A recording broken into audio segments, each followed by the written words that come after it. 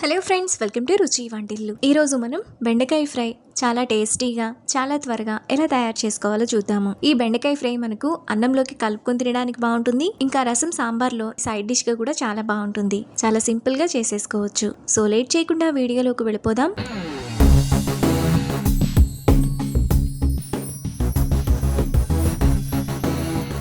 ముందుగా బెండకాయ ఫ్రై చేసుకోవడానికి స్టవ్ మీద ప్యాన్ పెట్టుకొని అందులో 2 టేబుల్ స్పూన్లు ఆయిల్ వేసుకోవాలి. ఆయిల్ వేడైన తర్వాత 1 టీ స్పూన్ జీలకర్ర, సన్నగా తరిగిన 2 ఉల్లిపాయలు వేసుకొని మీడియం ఫ్లేమ్లో ఫ్రై చేసుకోవాలి.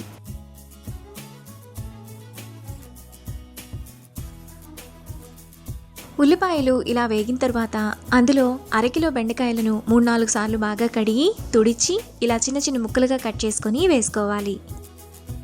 ఇప్పుడు బెండకాయలను మీడియం ఫ్లేమ్లో మధ్యలో కలుపుతూ ఉండాలి. కంటిన్యూగా కలపాల్సిన అవసరం లేదు.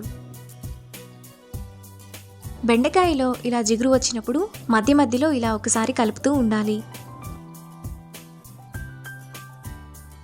బెండకాయలో జిగురంతా పోయి బెండకాయ ముక్కలు ఇలా పొడి పొడిగా అయిన తర్వాత మరో 2-3 నిమిషాల పాటు బాగా ఫ్రై చేసుకోవాలి. బెండకాయ ఈ విధంగా వేగిన తర్వాత అందులో 1/2 టీ స్పూన్ పసుపు, టేస్ట్కి తగినంత ఉప్పు వేసుకొని 1 నిమిషం పాటు హై ఫ్లేమ్లో ఫ్రై చేసుకోవాలి.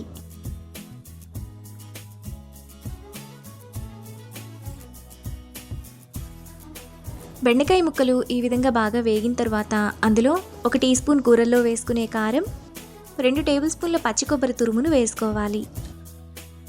ఇప్పుడు కారము కొబ్బరి అంతా బెండకాయకు పట్టేలా మరో నిమిషం పాటు బాగా కలుపుకోవాలి. 1 నిమిషం తర్వాత బెండకాయ ఫ్రై మనకు ఈ విధంగా చాలా టేస్టీగా రెడీ అయిపోతుంది.